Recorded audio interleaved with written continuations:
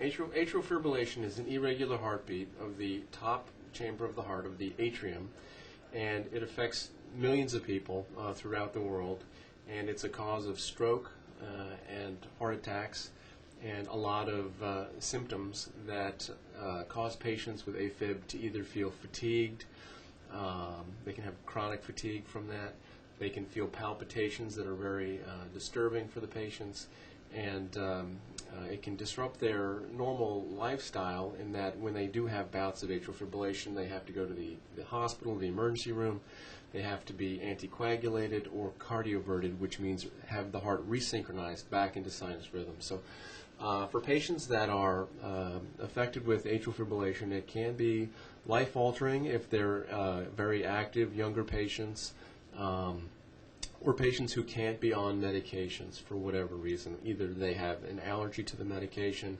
or a contraindication to the medication or the anticoagulation, which is the mainstay of therapy for patients who are chronically in atrial fibrillation. And the anticoagulation really consists of Coumadin therapy, and that is to prevent stroke. And when the patients are in atrial fibrillation, clots can form within the left atrial appendage, most likely. They feel about 90% of the strokes related to A-fib come from that appendage, and the Coumadin prevents that. So medications that keep the heart rate from going very, very fast, and anticoagulation, so Coumadin therapy. There is lots of different ways to treat atrial fibrillation. You know, older patients who are asymptomatic from their A-fib and they're well rate controlled can be treated just like that. And I think the vast majority of patients are treated with those therapies. Patients, though, that are symptomatic or are not responsive to the therapy for whatever reason, then need to do something else in addition to just the medication or medical therapy.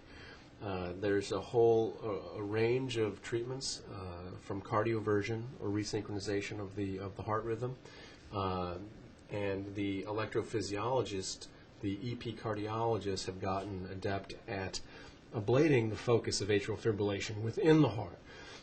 That's a catheter-based therapy where they go up through the veins or arteries to enter the inside of the heart, and they can map the different focuses of atrial fibrillation and try and ablate those with either radiofrequency ablation, some energy source that can neutralize the tissue that is the trigger for the patient's atrial fibrillation.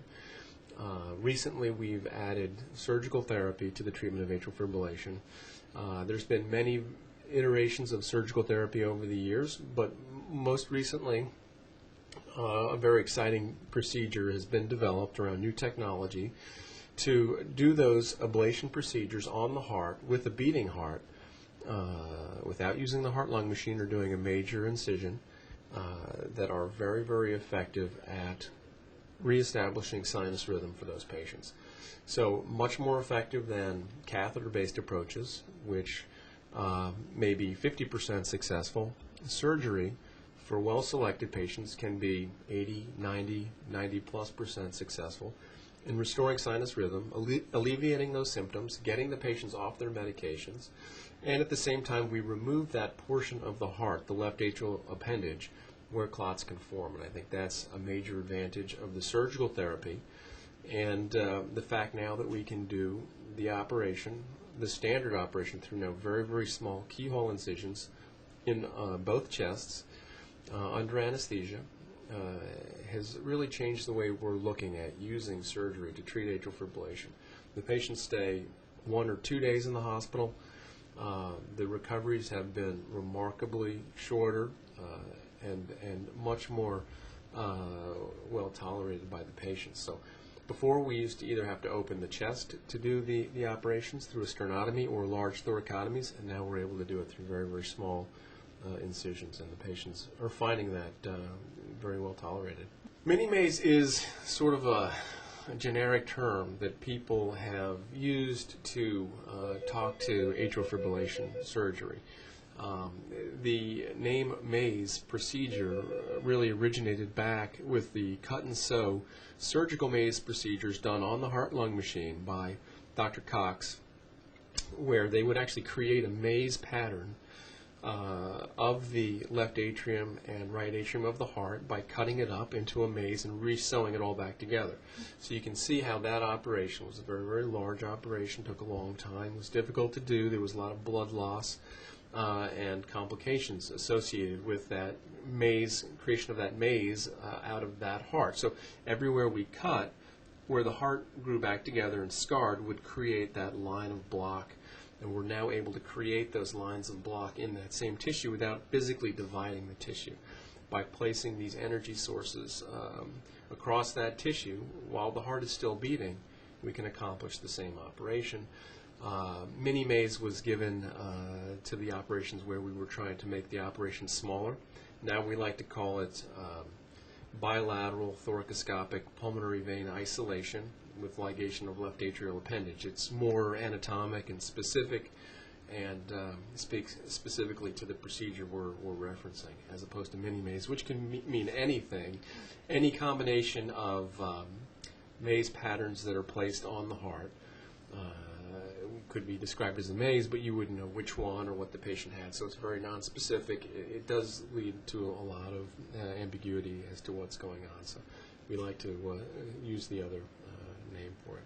We've surgically treated many, many patients over the last 10 years here with a maze procedure. We used to do it concomitantly with valve surgery, most typically patients that have mitral regurgitation and need mitral valve surgery frequently have large left atrium that have become distended from that leaky valve. And we've been doing pretty much the same operation through a very large incision for quite a long time. I think in the last 6 months to a year, we've really embarked on keeping the heart beating throughout the procedure, using smaller incisions. We probably did 10 through bilateral mini thoracotomies, and now we've performed 3 totally thoracoscopic procedures in the last month with really excellent results, early results. You know, the data takes years to accumulate.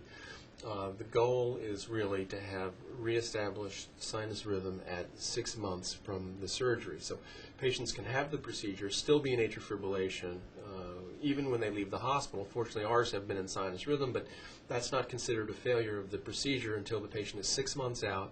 They've had Holters and echoes and have been seen by their cardiologists, and we can document whether or not they've had episodes of A-fib, or whether or not they're in sinus rhythm, and at that time, because the inflammation around the heart takes several months to subside, and all that can generate atrial fibrillation, which is different.